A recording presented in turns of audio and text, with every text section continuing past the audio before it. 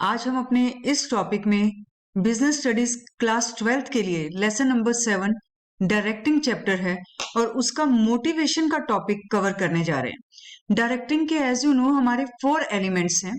उन 4 एलिमेंट्स में फर्स्ट हमारा होता है सुपरविजन और सेकंड है motivation.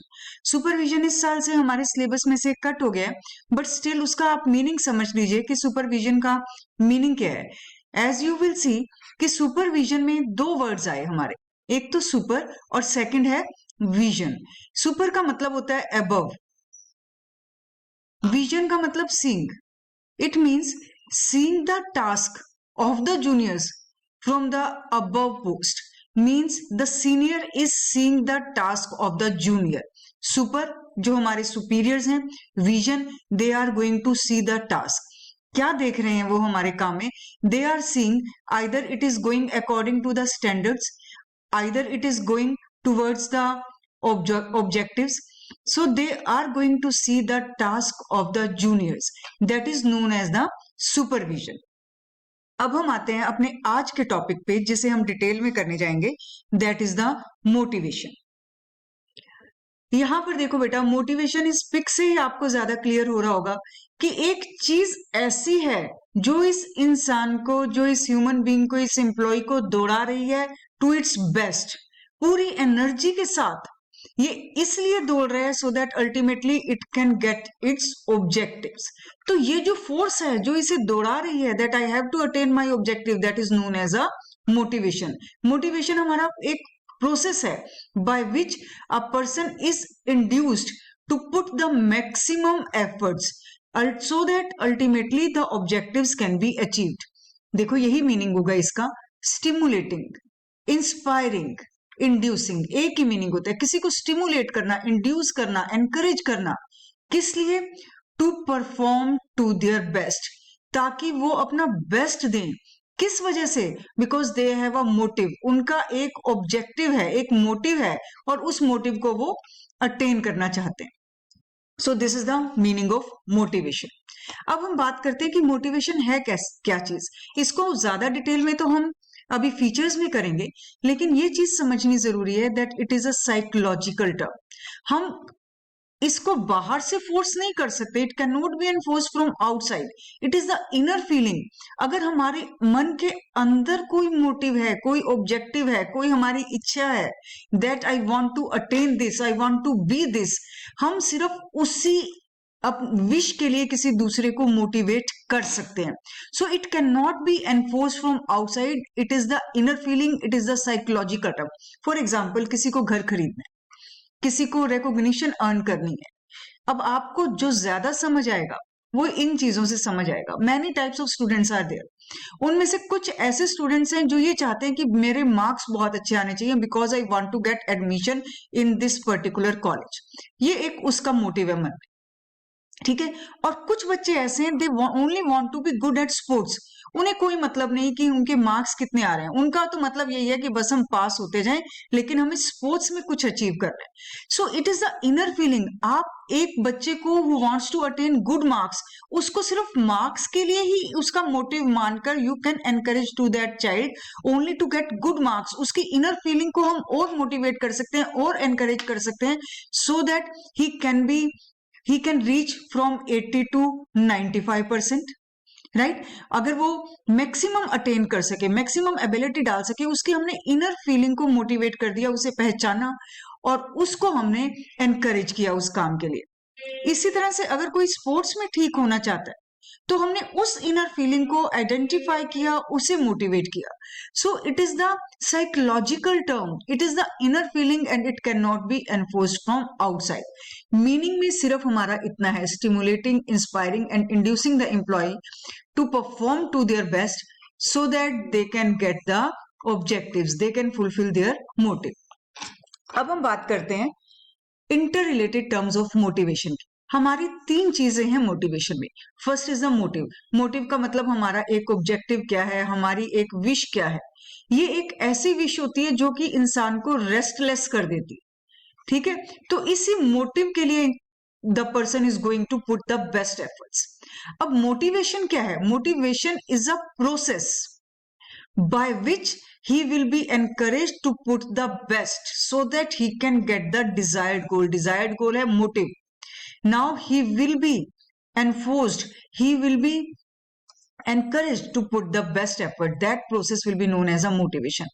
And how this process will work? It will work by the help of the motivators. Motivators हैं, राइट? मोटिवेटर्स कौन कौन क्या है? ये इंसेंटिव्स हैं. हम क्या अपने इंप्लॉइज को इंसेंटिव देंगे कि वो काम करे. जैसे आगे जाके आप पढ़ोगे टाइप्स ऑफ इंसेंटिव. टाइप्स क्या कौन कौन से होते हैं? एक होते हैं हमारे फाइनेंशियल, फॉर एग्जांपल बोनस वगैरह हम देंगे, और एक होती है रिस्पेक्ट, ये होते हैं non financial. It depends upon the need of the worker. What type of incentive, what type of motivator he wants. उसे अगर पैसे की जरूरत है तो उसे पैसे देके ज्यादा काम करवाया जाएगा. अगर उसे रिस्पेक्ट की जरूरत है तो उसे रिकॉग्निशन देंगे so that he can put its best efforts, right? तो ये हमारी 3 टर्म्स होंगी. One is the motive. Motive का मतलब what is the inner desire, what is the inner motive that a person is having. जैसे आपने अभी देखा था कि हमारे कौन कौन से मोटिव्स थे. किसी की मोटिव हो सकता है कि मेरा अपना घर होना चाहिए. Someone wants to earn the respect. किसी को अच्छे मार्क्स की एक विश है. And someone wants to be very good in the sports. तो ये हमारा मोटिव है, inner desire. Motivation is a process by which he will be induced to put the best efforts, and motivators are the incentives by which the motivation process will go on, right? These motivators can be positive, it can be negative, it can be financial, or it can be non-financial. अब हम बात करेंगे features, nature और characteristics. हर बार आपको बताया है कि इसमें कंफ्यूज नहीं होना है. ये 3 एक हमारे सिनोनिम्स वर्ड्स हैं कि अगर फीचर्स वर्ड आ जाए, नेचर आ जाए या characteristic, it is one and the same thing. और आज हम करने जा रहे हैं मोटिवेशन की नेचर या फीचर्स. फर्स्ट पॉइंट है हमारा, motivation is a psychological phenomena. ये अभी हम पॉइंट कर चुके हैं that it is the inner desire. It can not be pressurized from outside. If one is having an any inner desire, only then motivation will work. अगर उसकी inner Dzire ही नहीं है, एक बच्चा है जिसको अल्टीमेटली ये मालूम है कि कोई फर्क नहीं पड़ता, मुझे सिर्फ पासिंग मार्क्स चाहिए, उसके बाद मेरा बिजनेस है और मुझे वहां जाके बैठना है, ठीक है, और उस बिजनेस को फ्लोरिश करवाना है. ये है उसकी इनर डिजायर कि मुझे उस बिजनेस को सबसे ऊंचा लेके जाना है. तो आप उसको मार्क्स के लिए एनफोर्स कर भी नहीं पाओगे. आप उसको एनफोर्स किस चीज के लिए कर सकते हो? उसकी इनर डिजायर है कि मैंने बिजनेस को ऊंचा लेके जाना है. तो आप उसको उसी मोटिव के थ्रू मोटिवेट कर सकते हो, उसी इनर डिजायर के थ्रू आप उसको एनकरेज कर सकते हो, ठीक है. इसको मोटिव बनाना पड़ेगा, तभी आप उससे बेस्ट एफर्ट्स निकलवा सकते हो. चाहे वो बेस्ट एफर्ट्स आपके इसके लिए हो कि आपको बेटा अगर मार्क्स ज्यादा आएंगे तभी आप बिजनेस को अच्छे से कर पाओगे, आप समझ पाओगे, you will be more serious towards all the things. तो ये चीजें, हमारा मोटिव यहाँ पे क्या होगा? Inner feeling. It can not be pressurise from outside. जो इनर डिजायर है, जो इनर फीलिंग है, that will work as a base for the motivation. तो ये जो बाहर से नहीं डाल सकते हम, it is the inner desire that will become the base for the motivation. Next is it produces goal oriented behaviour. जब एक inner desire, when a person is having a motive, he is having a desire, then what will be the result? The person will become restless. उसको ये लगेगा कि ये मेरी Dzire है और ये मुझे फुलफिल करनी ही है. फॉर एग्जाम्पल, उसको अपने एक हाउस की डिजायर है, तो ये उसे रेस्टलेस रखेगी. He will put the best efforts कि वो ज्यादा से ज्यादा अपनी अर्निंग्स कर सके और उस अर्निंग्स के थ्रू अल्टीमेटली वो अपनी डिजायर को फुल कर सके. तो ये जो मोटिवेशन है, it produces goal oriented behaviour. उसे और कुछ समझ नहीं आएगा. Only he wants to get the objective. He will become restless and all his efforts will be towards the attainment of objective. तो मोटिवेशन से अल्टीमेट रिजल्ट क्या है? That it produces goal oriented behavior. आपको marks ज्यादा चाहिए, ये आपकी inner feeling है. आप सोते सोते उठ जाओगे कि मुझे पढ़ना है, राइट? तो वो क्या है? अल्टीमेटली जो बिहेवियर आ रहा है आपका उस मोटिवेशन से, वो ये आ रहा है that everything that you are going to do, it is goal oriented. जो भी काम करना है हमारा, उससे अपना जो मोटिवेशन का जो प्रोसेस है, उससे अल्टीमेटली हमारी जो गोल्स हैं वो अचीव होने लगेंगे. अब नेक्स्ट पॉइंट है, मोटिवेटर्स कैन बी पॉजिटिव और इट कैन बी नेगेटिव. देखो, पॉजिटिव मोटिवेटर्स क्या होते हैं? Means the person will get promotion if he is putting better best efforts. He will get increments, मतलब सैलरी में उसको कुछ हाइक मिलेगा, ठीक है, he will get some recognition. तो ये सारे पॉजिटिव हैं, positive motivators. But if the person is not going to put best efforts due to these positive due to these positive motivators, then some are negative motivators also, क्योंकि कुछ लोगों को अच्छी चीज से फर्क नहीं पड़ता, लेकिन वो किसी गलत चीज के होने से डरते हैं और उसी वजह से अपने बेस्ट एफर्ट्स देते हैं। For example, if the seniors are giving them warning कि अगर आगे से ऐसा हुआ तो तुम्हें जॉब से निकाल देंगे, यही वार्निंग अगर रिटर्न में मिल जाए तो उसे हम मेमोस कहते हैं। अगर हम उसके डिमोशन कर दें तो भी ये नेगेटिव मोटिवेटर है। इसमें देखो कुछ अच्छा नहीं हो रहा, पर बुरा करने के डर से वो बेस्ट एफर्ट डालेगा कि मेरे साथ कहीं कुछ बुरा ना हो जाए, मेरी जॉब ना छूट जाए, मुझे मेमोज ना मिल जाए, वार्निंग्स ना मिल जाए। इस वजह से अगर वो बेस्ट एफर्ट्स डाल रहा है, then it is the part of negative motivators. But if he is working due to these positive motivators, मतलब उसे प्रमोशन चाहिए, इंक्रीमेंट्स चाहिए, रिकॉग्निशन चाहिए, then these are the positive motivators. हमें सिर्फ गोल ओरिएंटेड बिहेवियर लेके आना है एम्प्लॉयज का, वो पॉजिटिव मोटिवेटर्स के थ्रू भी हो सकता है, नेगेटिव मोटिवेटर्स के थ्रू भी हो सकता है। Next is motivation is a complex process. ये बहुत डिफिकल्ट प्रोसेस है। Why it is a difficult process? Because we have to understand the need of the employees. हमें नीड समझनी पड़ेगी कि उसको फाइनेंशियल मोटिवेटर्स की जरूरत है या नॉन फाइनेंशियल मोटिवेटर्स की जरूरत है, ठीक है। और इसी के साथ हमें यह भी समझना पड़ेगा that what type of person he is, उसे वो पॉजिटिव मोटिवेटर से काम करेगा या नेगेटिव मोटिवेटर से काम करेगा। So first of all understand the need and nature of the person और उसके हिसाब से उसे मोटिवेट करना है। So it is a very complex process. Next point है हमारा, it is a continuous process. Why it is a continuous process? अगर एक नीड फुलफिल हो जाती है तो नेक्स्ट नीड अराइज हो जाती है। फॉर एग्जाम्पल, एक ह्यूमन बीइंग है, उसकी फर्स्ट नीड थी कि अब मेरा अपना हाउस होना चाहिए। उस हाउस के बाद उसकी क्या नीड होगी? उसको लगेगा कि ये मेरा एक अब बिग हाउस होना चाहिए, और या ये जो मेरा हाउस है ये किसी पॉश एरिया में होना चाहिए, अच्छे एरिया में होना चाहिए। तो एक नीड के बाद दूसरी नीड अपने आप अराइज होगी। जब उसका पॉश एरिया में भी घर बन जाएगा तो उसको लगेगा कि अब मेरी कुछ फाइनेंशियल प्रॉपर्टी और बढ़ जानी चाहिए, या मेरी रिकॉग्निशन और बढ़ जानी चाहिए, रिस्पेक्ट और बढ़ जानी चाहिए। So it is a continuous process. Needs are never ending. If one need is satisfied then it is giving rise to another need. एक नीड के बाद दूसरी नीड अपने आप अराइज हो जाती है। So it is a continuous process. Now let us talk about the Maslow's need hierarchy theory. Maslow ने नीड्स की एक सीक्वेंस बताई है। सीक्वेंस का मतलब कि फर्स्ट ऑफ ऑल कौन सा नीड आता है और उस नीड को अगर हम सेटिस्फाई कर दें तो उसके बाद कौन सी नीड अराइज होती है। मैस्लो ने इस नीड का जो सीक्वेंस बताया, उसने कहा एक ह्यूमन बीइंग की सबसे पहली नीड है फिजियोलॉजिकल नीड्स। इसमें आपको ये चीज ध्यान देने की है कि फिजियोलॉजिकल नीड्स जो है ये वर्ड फिजिकल से बना है। Physical means what are the physical needs? हमारी फिजिकल नीड्स हैं रोटी, कपड़ा और मकान। तीन चीजें जो हमारी बेसिक नीड्स हैं, that will come under the physiological needs. और अगर हमारे ये फिजियोलॉजिकल नीड्स फुलफिल हो जाती हैं, हमारा आज सिक्योर हो जाता है, हमारे पास आज की बेसिक नीड्स हैं, हमारा प्रेजेंट सिक्योर हो गया है, तो उसके बाद कौन सी सेकंड नीड अराइज होती है? That is the safety and security needs.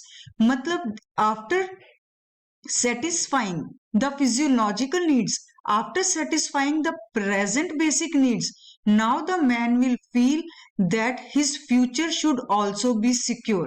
आज मेरे पास मेरी बेसिक नीड्स का सब सामान है। अब मैं क्या चाह रहा हूं कि मेरे पास मेरा फ्यूचर भी सिक्योर होना चाहिए, मेरे पास ये रोटी, कपड़ा, मकान फ्यूचर के लिए भी, कल के लिए भी रहना चाहिए, ताकि अगर मेरे पास मुझे कल जरूरत हो तो मेरे पास इतना फंड्स हो, इतनी मेरी इकोनॉमिक कंडीशन हो कि मैं अपनी नीड्स को फुलफिल कर सकूं। फंड्स फॉर फ्यूचर होने चाहिए हमारे पास, right? Economic security for future, ये है इकोनॉमिक सिक्योरिटी फॉर प्रेजेंट। आगे है हमारा social needs. Now the persons present is secured and his future is also secured. Now what is the next need, social need. Social need means उसको लगता है कि मेरा एक सोशल सर्कल होना चाहिए, मेरे कुछ फ्रेंड्स होने चाहिए, मेरी एक फैमिली होनी चाहिए जिसके साथ मैं अपना टाइम स्पेंड कर सकूं। ये हमारी होती है सोशल नीड्स।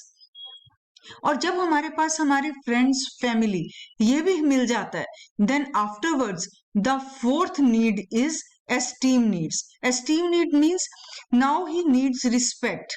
अब उसे लगता है कि मुझे रिस्पेक्ट चाहिए सोसाइटी में, मुझे रिकॉग्निशन चाहिए सोसाइटी में, राइट। और जब उसको सोसाइटी में रिस्पेक्ट भी मिल गई, रिकॉग्निशन भी मिल गया, एक स्टेटस भी मिल गया, नाउ उसके बाद उसकी कौन सी नीड आती है? Self actualisation need. Means what is the ultimate aim, वो क्या चाहता है, अल्टीमेट एम ऑफ उसका क्या है, उसकी लाइफ का अल्टीमेट एम क्या है। For example he wants to be at number 1 in the company, वो नंबर 1 बनना चाह रहा है अपनी कंपनी में। He wants peace of mind. अब अपनी अपनी पर्सनल नीड्स है, किसी को बहुत ज्यादा पैसे की जरूरत नहीं है, पीस ऑफ माइंड चाहिए उसे, राइट। फॉर एग्जाम्पल आप सेंट्स को ले लीजिए, साधु संतों को ले लीजिए, उनके लिए यही सेल्फ एक्चुअलाइजेशन नीड होती है, ठीक। लेकिन एक ह्यूमन बीइंग के लिए, नॉर्मल के लिए, वो कहता है कि मुझे सक्सेस इतनी चाहिए that I want to be at number 1। So what is the ultimate aim of his life, क्या उसकी एक अल्टीमेट डिजायर है, that is the self actualisation need. देखो थोड़ा ध्यान से करो, यहाँ पे अब ये फिजियोलॉजिकल नीड है हमारी फर्स्ट पॉइंट। यहां से बेसिक नीड जो हमारी स्टार्ट होती है फिजियोलॉजिकल। ये जो सीक्वेंस है, ये इन्होंने ये जो डायग्राम बनाया है थोड़ा उल्टा करके बना दिया, ठीक है। वो इस वजह से उन्होंने कहा है कि ये बेसिक नीड है, ठीक है। तो पर फर्स्ट पॉइंट हमारा फिजियोलॉजिकल ही आएगा, जहां पे हम कह रहे हैं basic needs of life, that is a food, shelter and clothing. अब जब ये नीड हमारी कंप्लीट हो गई, फुलफिल हो गई, उसके बाद हम ये चाह रहे हैं कि हमारा जो फ्यूचर है वो भी सिक्योर हो, यही वाली फूड, शेल्टर एंड क्लोथिंग हमारे लिए फ्यूचर में भी अवेलेबल होना चाहिए। उसके बाद जब हमारे पास ये सब हो गया, तब हमें एक सोशल सर्कल चाहिए, फ्रेंडशिप चाहिए, इंटीमेसी चाहिए, फैमिली चाहिए, सीरीज ऑफ कनेक्शन चाहिए, मतलब एक सोशल सर्कल चाहिए हम लोगों को। और जब ये सोशल सर्कल भी मिल जाता है, उसके बाद हमारी फोर्थ पॉइंट पे कौन सी नीड अराइज होती है, that is the recognition in life, respect, self esteem, status, recognition, strength in the society, freedom in the society. और जब ये भी हमें मिल गया, उसके बाद है self actualization, desire to become the most that one can be. जो अल्टीमेट इनर फीलिंग है हमारी, हम क्या बन सकते हैं, वो बनने की जो एक हमारी विल है, that comes under the self actualization. और ये हमारा लास्ट होता है। डायग्राम आप इसी पॉइंट से बनाओगे, this is the first need, second need, third need, fourth need and fifth need, ठीक है। अब इसके बाद हम कहते हैं कि एजम्पशंस क्या है इस मैस्लो नीड की, इस हायरार्की की। हम कहते हैं कि एक सीक्वेंस है, ये थ्योरी कैसे एप्लीकेबल होगी, उसके लिए मैस्लो ने कुछ एज्यूम किया। इन एजम्पशंस के हिसाब से ये हायरार्की चलेगी। First, the behaviour of people depends upon their need, कि जो बिहेवियर कौन डिसाइड कर रहा है of a person, the need is going to decide the behaviour, and if one need is going to satisfied then the behaviour will change. So the behaviour of a person depends upon the need. आज एक घर की जरूरत है, तो उसका क्या behaviour होगा, he only wants to earn money money money, और जैसे ही उसके पास हाउस आ जाएगा, कोई नई नीड अराइज हो जाएगी, उसका बिहेवियर चेंज हो जाएगा। सो the behaviour depends upon the need, की उसका बिहेवियर कैसा रहेगा ये उसकी नीड पे डिपेंड करता है। Generally the needs follows the hierarchy, generally ये हायरार्की रहेगी, लेकिन कुछ केसेस ऐसे हमेशा रहेंगे, कुछ एक्सेप्शंस हमेशा रहेंगी जहां पर हायरार्की नहीं है। स्टार्टिंग जनरली फिजियोलॉजिकल नीड से ही होगी, और यही हायरार्की रहेगी, एक के बाद सेकंड आ जाएगी, सेकंड के बाद थर्ड है, और उसके बाद फिफ्थ है। But some exceptions are always there. कुछ लोग ऐसे होंगे कि जिनको सिर्फ रिस्पेक्ट चाहिए, उन्हें कोई फर्क नहीं पड़ता उनका प्रेजेंट फ्यूचर सिक्योर है या नहीं। कुछ ऐसे पीपल आपको हमेशा मिलेंगे जिनको सिर्फ पीस ऑफ माइंड चाहिए, they don't need money, they don't need status. जैसे मैंने एग्जाम्पल आपको दिया, साधु संत की बात कर लो, जो हमारे माने हुए लोग होते हैं, they are not worried about their needs, they are only worried about the self actualization, right. तो इस तरह से generally this hierarchy will be followed, but some exceptions will always be there. अगर कोई नीड सेटिस्फाई हो गई, then that is not going to motivate the person. किसी के पास घर बन गया उसके पास घर आ गया, तब उसको वो नीड सेटिस्फाई, वो चीज उसको अब मोटिवेट नहीं करेगी। अब उसकी जो नेक्स्ट नीड है, जैसे एग्जांपल पहले भी दिया था कि अब उसको एक घर चाहिए पॉश एरिया में। अब वो ये चाह रहा है कि घर तो है मेरे पास, it's okay, now I am having a place to live, but now my second need is that I should have a house in a posh area. अब उसकी जो नीड है वो बदल गई है, तो उसको ये नीड एक उसको मोटिवेट करेगी, पुरानी नीड मोटिवेट नहीं करेगी। अब इसके बाद वो चाह रहा है कि अगर घर बन गया, अब मुझे स्टेटस चाहिए, तो इसका मतलब स्टेटस का पॉइंट है जो उसे मोटिवेट करेगा। If the need is satisfied, one need is satisfied, then that need is not going to motivate the person. Next point है, if lower need is satisfied then they move towards the higher level. ये continuous process है, जैसे आपने देखा था उसमें। If one need is satisfied then the second need will arise, second is satisfied then the third need will arise. So higher level की needs चलती रहेंगी, हम जो नीड्स हैं हमारी लोअर लेवल से हायर लेवल की तरफ मूव करती रहेंगी। So these are the 4 assumptions। One, behaviour depends upon the need.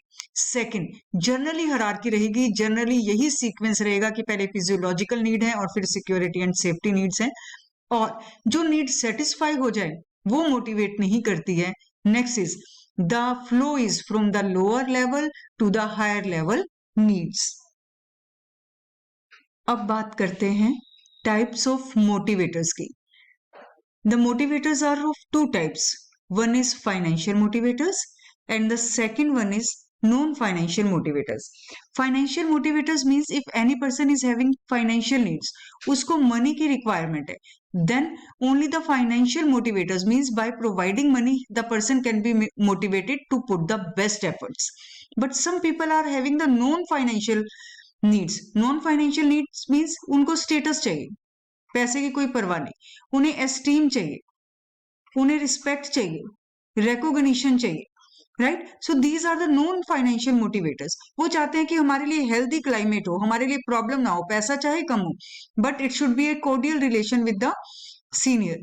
तो ये क्या है, ये these are the non financial motivators, जहां पे हमें मनी की जरूरत नहीं है, but still something is there that is required by the employee. So these are the non-financial motivators. So let us come to the financial incentives or financial motivators first. हमारा first point है, जैसे यहाँ पे आपको pick से पता चल रहा है, that the person is encouraged, the employee is encouraged to put the best efforts. How he will be encouraged, how he will be induced? Only by the means of giving more money. हम ज्यादा पैसा देंगे अगर आप best efforts डालोगे तो। So that is the main motivator. एक हमारा मोटिवेटर है, that is the funds. So if the funds are given, if the money is going to be given, that will be the part of the financial incentives.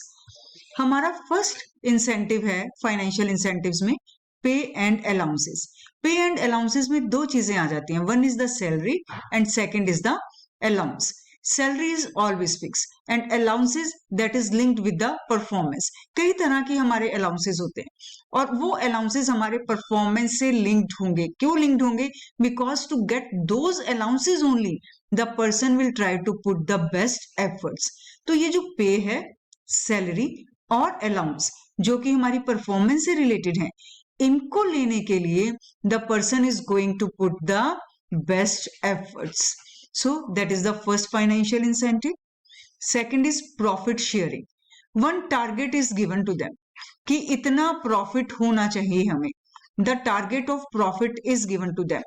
But if that profit exceeds the target, जो profit है उसने target को भी cross कर लिया जितना भी दिया था, then the excess extra profit is distributed among the employees. Target हमारा था प्रॉफिट का, उसको हमने एक्सीड कर दिया, extra profit will be distributed among the employees and that will be known as the profit sharing.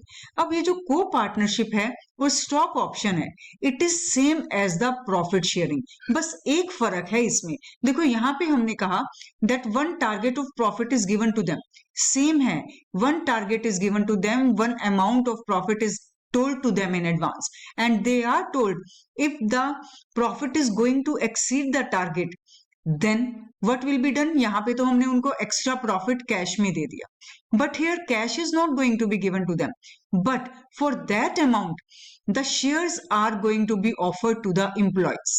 जैसे फॉर एग्जाम्पल मार्केट रेट उसका 100 rupees है शेयर का, लेकिन हमने एम्प्लॉयज को देना है क्योंकि एम्प्लॉयज ने टारगेट को एक्सीड कर लिया है, तो हम उनको उससे कम रेट पे देंगे, 40 रुपीज पर शेयर दे दिए, राइट। तो 60 रुपीज कंपनी ने अपने एक्स्ट्रा प्रॉफिट से मीट कर लिए।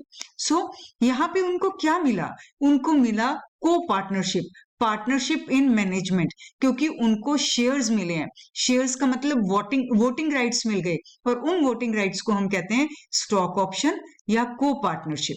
ठीक है, यहाँ पे हमने कैश दे दिया था एक्स्ट्रा प्रॉफिट्स में से, लेकिन यहाँ कैश नहीं दिया, but the shares are given to them from the extra profits, and due to these shares now they are known as the co-partners and it is also known as the stock option। अब हम बात करते हैं commission की। Commission, आप में से ज्यादातर बच्चों को पता होगा कि कमीशन हमेशा सेल्स पर मिलती है, तो ये जो हमारा पॉइंट है ये है ही सिर्फ सेल्स पर्सन के लिए। अब ये कमीशन कैसे है, one is the salary that is fixed and the second is percentage of commission on each and every unit that they are going to sell to the customers। जितने ज्यादा वो orders लाएंगे उतनी ज्यादा उनकी कमीशन बढ़ती रहेगी, right. On each and every order they are going to get the commission, so that is the commission salary plus fix percentage of commission on each unit sold और on each order that they are getting for the company. Next बात करते हैं हम अपने financial motivators में bonus की। Bonus one time extra reward है, हमेशा कोई भी इंप्लॉय इसको एक्सपेक्ट नहीं कर सकता कि मुझे बार बार बोनस मिलेगा। It is one time extra reward. किस वजह से है, because they have shown the higher performance, because they have shown the higher profits, so that's why sometimes the bonus is given to the employees. और generally ये जो bonus है कोई भी कंपनी कब देना पसंद करती है, at the time of festivals, क्योंकि फेस्टिवल्स पे खर्चे ज्यादा हो जाते हैं एम्प्लॉयज के, और अगर उस टाइम पे उनको बोनस मिल जाए एम्प्लॉयज को, then they cherish it most. तो ये वन टाइम एक्स्ट्रा रिवार्ड है when they have shown the extra performance और when they have shown the profits, so and it is generally given at the time of festivals। and how it is given to them, किस तरह से मिलेगा, paid vacations, employees will go on the vacation but still the money will be given to them, उसको vacations का भी पैसा मिलेगा, extra money मिलेगा, right। और उसके बाद some gold can be given to them, some cash can be given to them, free trips can be arranged for them, it can be the national trips or it can be the trips to the foreign companies, so this can be a part of the bonus। Next बात करते हैं हम productivity linked with wages. ये कुछ नहीं है, ये simple है हमारा जो हमने टेलर में किया था, differential piece wage system. Differential piece wage system क्या था, टारगेट हमने सेट कर दिया कि every worker has to produce 50 units in a day, तो ये टारगेट है। जिसने ये 50 यूनिट्स प्रोड्यूस कर दिए that will be known as the average worker. जिसने 51 यूनिट्स प्रोड्यूस कर किए that will be known as the efficient worker, जिसने टारगेट से ज्यादा प्रोड्यूस कर दिया। पर जो 50 से कम प्रोड्यूस करेगा, फॉर एग्जांपल किसी ने 49 यूनिट्स प्रोड्यूस किए, he will be known as the inefficient worker. अब प्रोडक्टिविटी लिंक्ड विद वेजेस में क्या है, इसमें सब के लिए अलग रेट है। फॉर एग्जाम्पल जो हमारा एवरेज वर्कर है जिसने 50 यूनिट्स प्रोड्यूस किए हैं उसको 10 रुपीज पर पीस मिलेंगे, लेकिन अगर किसी ने टारगेट से ज्यादा प्रोड्यूस किए, he is the efficient worker, तो उसको 10 रुपीज पर पीस नहीं मिलेगा, उसको 12 रुपीज पर पीस मिलेगा। और जो टारगेट को भी अचीव नहीं कर पाया, it means that person is inefficient worker, उसको एवरेज रेट से भी ज्यादा मिलेगा, 8 rupees per piece. It means अगर हम सिंपल बात करते तो वो ये होती 50 इंटू 10, 51 इंटू 10 और 49 इंटू 10, लेकिन ऐसा नहीं है, यहाँ पे रेट ही फर्क हो गए। एवरेज को हमने 10 रुपीज दिया, जो एफिशिएंट है उसको 12 रुपीज पर पीस दिया, और जो इनएफिशिएंट है उसको 8 रुपीज पर यूनिट दिया। This is known as the productivity linked with wages. अगर अभी भी इसको समझने में कोई प्रॉब्लम आए तो टेलर की जो हमारे वीडियोस थी उसको डिफरेंशियल पीस वेज सिस्टम को समझ लेना, इट इज सेम। नेक्स्ट बात है हमारी, नेक्स्ट पॉइंट है रिटायरमेंट बेनिफिट्स। जिन वर्कर्स की, जिन एम्प्लॉयज की सिक्योरिटी की नीड्स ज्यादा रहती हैं, the person who want to secure their future not only the present, उनके लिए रिटायरमेंट बेनिफिट्स बहुत बड़े मोटिवेटर की तरह काम करते हैं। Means when they will not have any job, जब वो रिटायर हो जाएंगे तो उनको मनी कहां से मिलेगा, कहां से उनके पास पैसा आएगा। So for example, what are the motivators that will work for them? That is the pension उनको मिलेगी आफ्टर रिटायरमेंट, प्रोविडेंट फंड का अमाउंट मिलेगा, ग्रेचुटी भी एक अमाउंट होती है जो उनको वन टाइम पेमेंट होती है। So this is the amount that will secure their future. तो जिनकी सिक्योरिटी नीड्स, सेफ्टी नीड्स ज्यादा होती हैं, उनके लिए हम कहते हैं रिटायरमेंट बेनिफिट्स उनके लिए बहुत बड़े मोटिवेटर की तरह काम करते हैं। नेक्स्ट पॉइंट है हमारा पर्क्स, फ्रिंज बेनिफिट्स और परक्यूजेस। इसका मतलब क्या है? इसका मतलब है what are the extra facilities that are given to the workers. Many other facilities are there. For example, some employees are there, the education for their children is free, right? जो भी उनके चिल्ड्रन के लिए जो भी amount spend हो रहा है, that will be given to them, चाहे उनका वो अपना स्कूल हो या वो किसी और स्कूल में पढ़े, but the amount will be reimburse, उनको वो पेमेंट किया जाएगा। Medical facilities are free, housing facility is free. So these are the fringe benefits, these are the perks or perquisites that also work as a financial motivators. अब monetary needs के बाद, monetary incentives के बाद हम बात करते हैं non financial incentives की। नॉन फाइनेंशियल इंसेंटिव्स मींस एक पर्सन को, एक एम्प्लॉय को मोटिवेट करने के लिए हमें सिर्फ मनी की जरूरत नहीं है। Money is not only the motivator, but few people who are having the esteem needs, self actualisation need, और you can say social needs, so they don't need money to be motivated. For those persons, non-monetary incentives will be helpful. Non monetary में कौन कौन से हमारे आ जाते हैं? First is the status. बेटा status में मैं आपको एक चीज और बता दूं, एक वर्ड आप ध्यान में रखो, प्रमोशन। प्रमोशन में हम जनरली ये मानते हैं कि जब भी प्रमोशन हुई तो हमारा स्टेटस बढ़ जाता है, अथॉरिटी बढ़ती है, रिस्पॉन्सिबिलिटी बढ़ती है, रैंक बढ़ जाता है और प्रेस्टीज बढ़ती है। लेकिन आप ये देखो कि जब हमारी प्रमोशन होती है ये चीजें तो बढ़ी, पर ये जरूरी नहीं है कि उस प्रमोशन में सैलरी भी बढ़े, राइट? क्योंकि कुछ हमारी एक स्टेजेस ऐसी आ जाती है जब हम जॉब करते हैं जहां पे सैलरी स्टेबल हो जाती है, उसके बाद प्रमोशन के चांसेस तो हैं, but the salary will not exceed. तो वहां पे हमारे को प्रमोशन से क्या फायदा होगा? What is the benefit that a person is going to get from that promotion? उसका रैंक बढ़ रहा है, उसकी प्रेस्टीज बढ़ रही है, उसकी रिस्पॉन्सिबिलिटी, अथॉरिटी बढ़ रही है, उसकी जो स्टेटस है वो इंक्रीज हो रहा है। So to get all those benefits he wants the promotion, right? तो अब हम बात कर रहे हैं what are the known, ये मैंने आपको एक जनरल बात बताई। अब हम बात कर रहे हैं स्टेटस की, क्योंकि ये जो प्रमोशन है ये पॉइंट आगे आएगा आपके पास और आप तब ये सोचोगे कि क्यों प्रमोशन को नॉन मॉनेटरी इंसेंटिव्स में रखा गया। First point is status. Few people, they are having the need of the status. They want that I should be at the highest level, because at the highest level they are going to enjoy more authority, more responsibility, higher rank, more prestige. So this status is going to be beneficial for them, and such type of people, they are having more esteem and more self actualization needs. वो number 1 पे पहुंचना चाहते हैं, this is their desire. So the status work as a non-monetary incentive for them. Next point is organizational climate. What is the organizational climate? It is a healthy relation between the senior and junior, between all the colleagues. जितने भी colleagues हैं उन सब में एक healthy relation है, then they will love to work there, they will enjoy working at that place. So this organizational climate is also a non-monetary incentive, because the person, they feel good at that place. उनको ऐसा नहीं है कि वहां जाके उनको लड़ाई झगड़ा देखना पड़ेगा, they feel that everyone is good, they understand the problem. So healthy relations are there, healthy climate is there, that also work as a non-monetary incentive. Next point है career advancement. Career advancement means there are the chances of promotion in that organisation. कुछ higher status है, उसके chances हैं, अगर वो अच्छा काम कर रहे हैं तो उन्हें वो प्रमोशन मिलेगी। So that career advancement, that chance of career advancement also work as a non monetary incentive. Next point है job enrichment and assignment of challenging jobs. The employees, they get bored after doing the routine type of jobs. Same काम चल रहा है, doesn't matter where they are working, on which level they are working. So अगर ऐसे time पे they are feeling bore, उनको routine type of job से उनको थोड़ी सी परेशानी होने लगी है, give them some different type of jobs, कुछ चैलेंजिंग जॉब्स दे दो, कोई डिफरेंट टारगेट दे दो जिसे उन्हें अचीव करना है. They will feel more energize, they will feel more happy. उनके अंदर एक जोश आएगा काम करने का, और वो जोश, वो एनकरेजमेंट, वो एनर्जी, जो वो न्यू टैलेंट, जो वो उस न्यू टारगेट को अचीव करने के लिए महसूस कर रहे हैं, that will work as a non monetary motivator. Next point is employees recognition.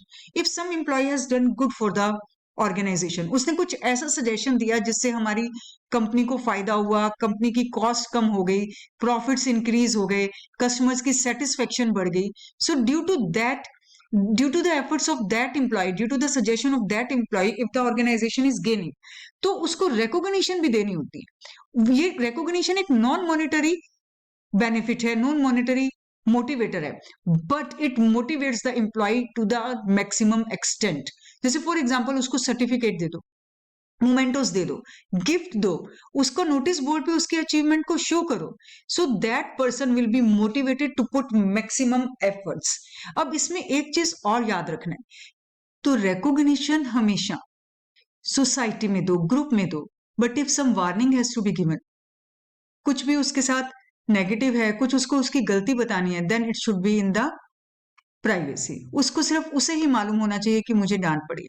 Afterwards the negative motivators can B use, but it is the basic thing that recognition in the group and warning in the isolation. Next is job security. Job security is also a non-financial motivator. Means if a person is working there, he should feel that I am secure here. मेरी job नहीं छीनी जाएगी बिना मेरी किसी गलती के. And if this feeling is there, then definitely they are going to put the best efforts. And if every time they are feeling that anytime I can be terminated, मेरे से मेरी job ली जा सकती है, तो वो हमेशा उस डर के साथ अपने बेस्ट एफर्ट्स नहीं दे पाएगा.